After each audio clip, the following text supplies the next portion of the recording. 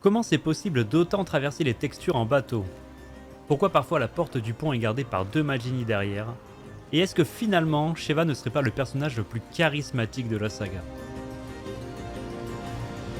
Salut tout le monde, c'est Feno et dans cette vidéo on va voir toutes les astuces électriques qu'il faut connaître en speedrun pour le chapitre 3.1 de Resident Evil 5. Pour la conduite en bateau, à pleine vitesse, vous pouvez vous aider des murs en les longeant pour tourner, mais vous prendrez un bump si vous faites trop face à eux. A savoir qu'en solo, l'IA ne peut pas piloter le bateau. Si vous l'êtes encore à cause du chapitre précédent pour avoir One Cycle Endesu, la conduite en 30 fps est assez particulière. Le bateau semble plus réactif et les virages un peu plus brusques. Vous aurez le temps de repasser en 60 quand votre partenaire pilote. C'est aussi un bon moment pour soigner le duo sans perdre de temps. Voici le chemin le plus rapide pour récupérer les 4 tablettes de la zone. Pour ce premier voyage, en coop, il est possible de récupérer ce trésor à la volée contre cet arbre en spammant sa touche pour le ramasser. C'est aussi possible sur le retour. En décélérant ici, vous pouvez heurter ce dernier mur sans vous bump pour garder une trajectoire à la corde. Pour éviter de se faire bloquer par les ennemis au retour, la meilleure chose à faire est de prendre la fenêtre le plus rapidement possible après la cinématique. Le timing des ennemis ne devrait alors pas vous gêner. Les iframes donnés par le franchissement de la fenêtre peuvent aussi aider. C'est la même chose en solo, il faudra seulement que Sheva soit en go pour ne pas qu'elle se retrouve au milieu. Et un common au moment d'ouvrir le coffre pour qu'elle nous rejoigne au bon moment.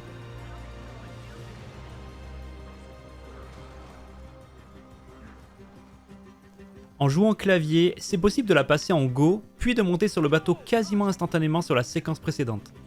Faire ça économise le temps de l'animation ensuite. C'est possible car sur clavier, les touches pour lui donner cet ordre et monter sur le bateau sont différentes et peuvent être modifiées, ce qui n'est pas le cas à la manette.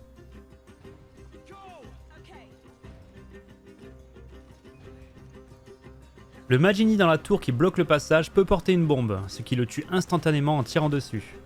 C'est évidemment plus rapide que de devoir le cribler de balles, mais l'apparition de cette bombe est RNG. A noter que ce passage est avec les monts de charge du chapitre 6.1, le seul moment dans le jeu où Sheva doit absolument porter une arme en solo pour pouvoir avancer. L'idéal reste de l'orienter directement vers cet ennemi pour ne pas qu'elle doive faire un 360 à la vitesse d'un tank.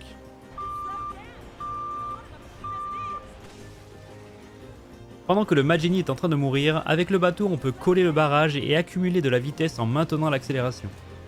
Cette vitesse sera conservée après la cinématique et permet de repartir plus vite.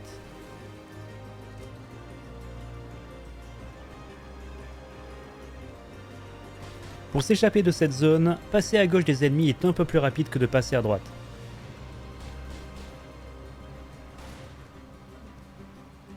Mais il existe un risque de se faire stun par une flèche explosive, tandis qu'à droite c'est totalement safe. Les crocodiles ne sont pas aussi dangereux qu'ils en ont l'air, une simple esquive devant leur gueule suffit.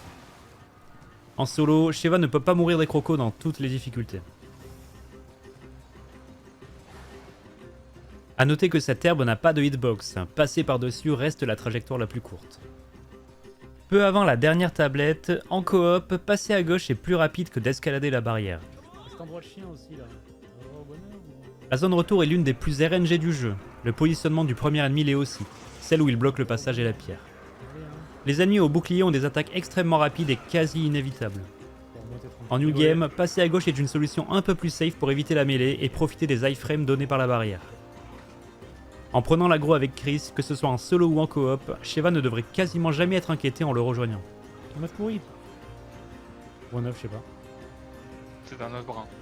Pour ce passage en bateau, il y a un moyen de profiter de la plus petite hitbox offerte par les 30 fps.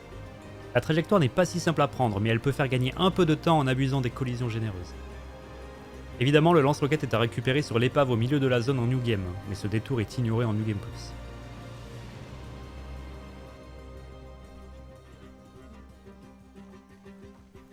Dans cette fin de chapitre, cet archer lance des flèches totalement RNG. Il n'est pas impossible qu'en solo, Sheva s'en prenne une. Putain, elle s'est pris la flèche. Ensuite, un nouvel ennemi fait son apparition, le Giant Magini. Il prend 20% de dégâts en plus dans ses jambes ou dans son dos plutôt que dans son corps. Son masque l'immunise contre les dégâts dans sa tête et ne peut pas être retiré. Il laisse une énigme bleue d'une valeur de 3000 en mourant. Il apparaît une fois que l'un des deux joueurs entre dans cette zone. Puis commence à se déplacer avec deux autres Magini un peu plus loin. En coop, on peut libérer le passage en tirant une roquette en visant cette touffe d'herbe après avoir monté l'échelle. Un autre spot est possible d'en bas en tirant depuis le pont. En solo, on a besoin de manipuler un peu Sheva avec un go au bon moment pour ne pas qu'elle nous suive à la manivelle sans qu'elle s'éloigne trop du pont. Une fois qu'on interagit avec, elle s'y dirigera directement pour le traverser. Attention à ce que vos HP ne tombent pas trop bas, sans quoi Sheva sera plus intéressée par venir vous soigner plutôt que d'aller vers le pont. En New Game Plus, la roquette se tire d'en bas, tout simplement. En New Game, selon la catégorie, on a besoin de récupérer le Magnum pour éliminer le Giant Magini.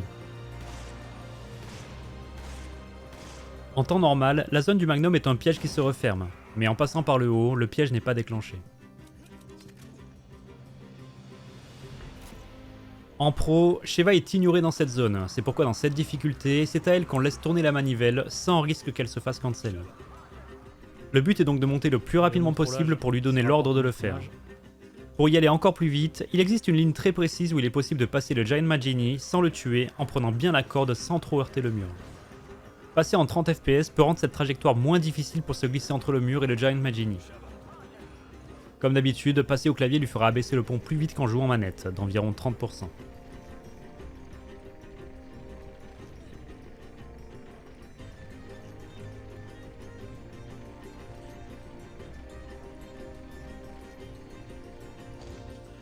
A savoir que si vous avez dû reset le checkpoint dans cette zone, 2 ennemis vous attendront systématiquement derrière les portes du pont. Voilà pour les choses à savoir sur ce 6ème chapitre, j'espère que ça vous aura été utile et que vous avez appris des choses.